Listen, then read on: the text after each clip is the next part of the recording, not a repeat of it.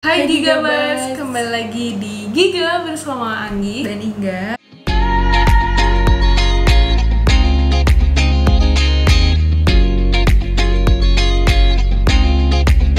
Jadi hari ini kita berdua mau sharing nih ke kalian tentang tips atau motivasi agar semangat terus bekerja apalagi dalam kondisi pandemik seperti ini. Ya, jadi banyak dari kalian yang DM aku minta tips dong biar selalu termotivasi untuk kerja itu kayak gimana.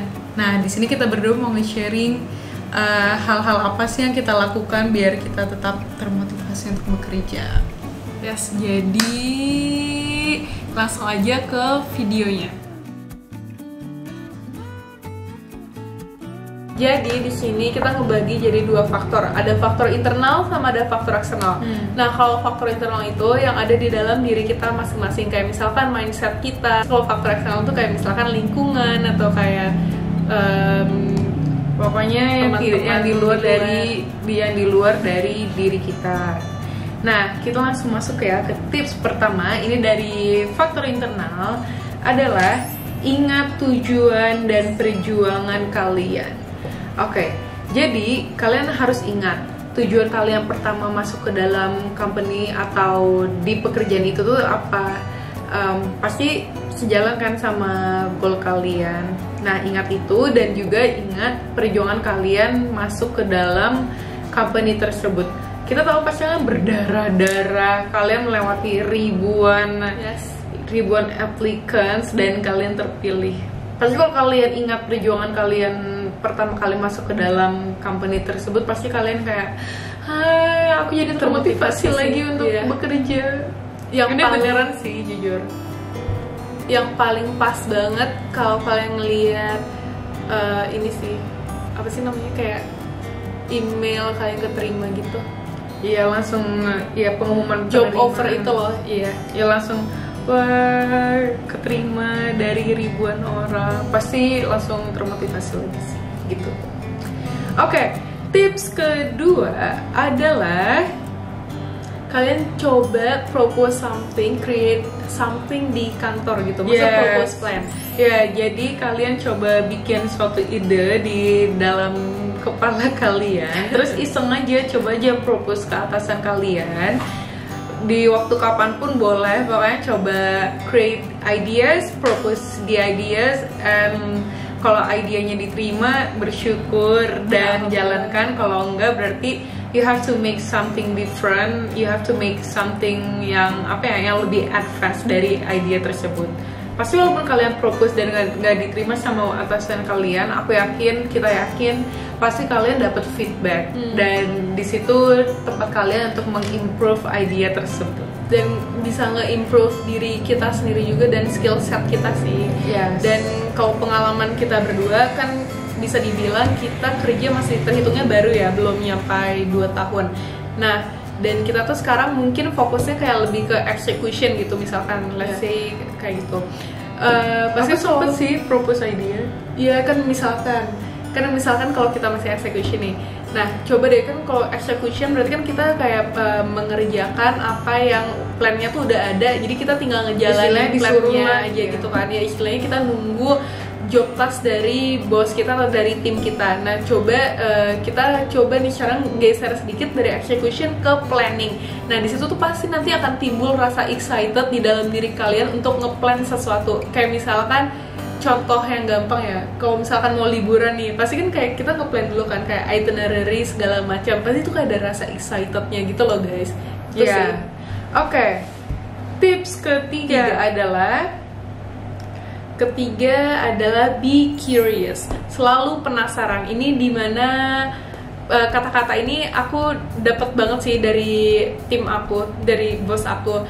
Kayak dia ngasih aku saran untuk tetap jadi istilahnya orang yang penasaran gitu, orang yang kepo, selalu curious akan something dan selalu mempertanyakan kenapa ini bisa kejadian, kenapa ini bisa jadi A, ini bisa jadi B. Jadi kalian tuh harus selalu kepo gitu orangnya.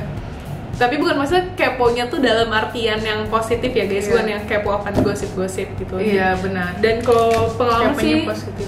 kalau misalkan jadi kepo tuh itu somehow bisa ngasah analytical thinking skill kalian juga, jujur. Ya, dan dari sana juga mungkin bisa create some ideas juga. Balik lagi tadi ke tips Iya. yang kedua. Saling teli ya berarti yang A, B sama C tadi. Oke. Lalu tips keempat adalah sekarang Ini- kita masuk ke faktor eksternal atau faktor dari lingkungan kita.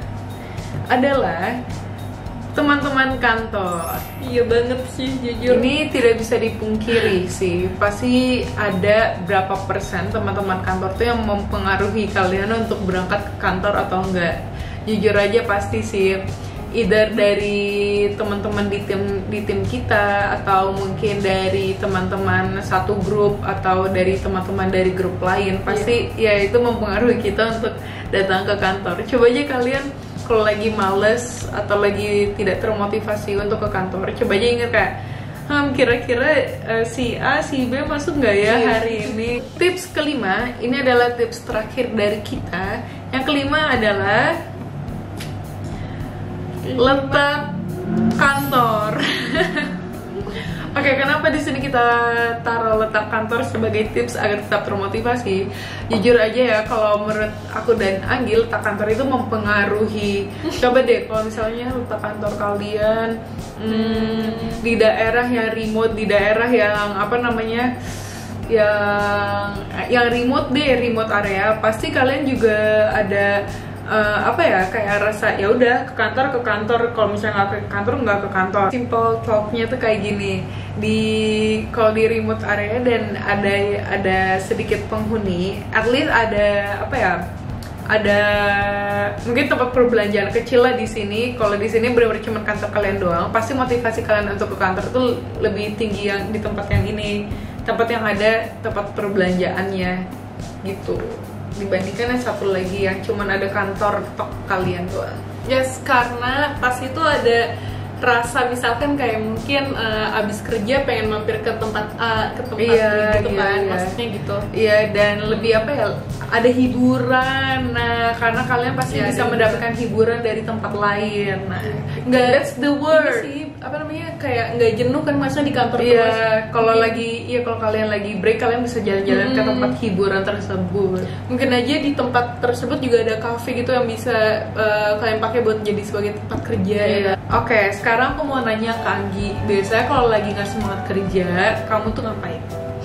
Kalau lagi nggak semangat kerja, aku selalu Lagi semangat demotivasi atau tidak ada motivasi untuk bekerja, pasti ada. Kamu bangun tidur terus aduh mager kerja. Oke, ya udah aku tetap kerja, cuman mungkin nggak matanya tuh nggak sebinar-binar yang pada saat biasanya aku kerja loh. Kalau aku bangun tidur ngerasa aduh malas kerja tapi kerjaanku lagi banyak, aku sebisa mungkin, secepat mungkin dalam hari itu ngeselesaiin pekerjaanku. Bener-bener aku pack dalam durasi yang lebih cepat. Ya pokoknya bener-bener cepet, nggak, aku bisa aja aku sampai nggak makan siang kadang nggak nyelesain pekerjaan.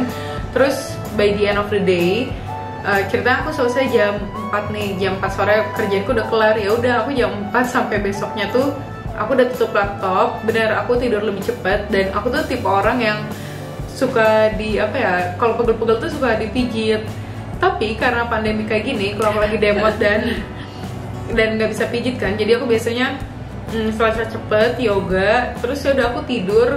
Dan kalau bisa aku nggak buka HP sih, biar apa ya, biar bener-bener fresh besok paginya gitu sih.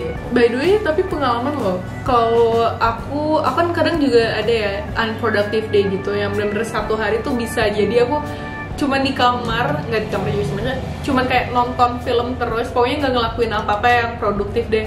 Nah pasti malamnya tuh aku selalu kayak ngerasa rada nyesel gitu loh, kayak guilty. Iya, guilty karena melakukan hal unproductive. Cuman setelah itu langsung kayak refresh lagi sih, besoknya tuh langsung kayak semangat untuk melakukan hal-hal lain lagi. Jadi ya perlu juga pasti ada guilty, tapi besoknya aku yakin sih pasti akan semangat lagi.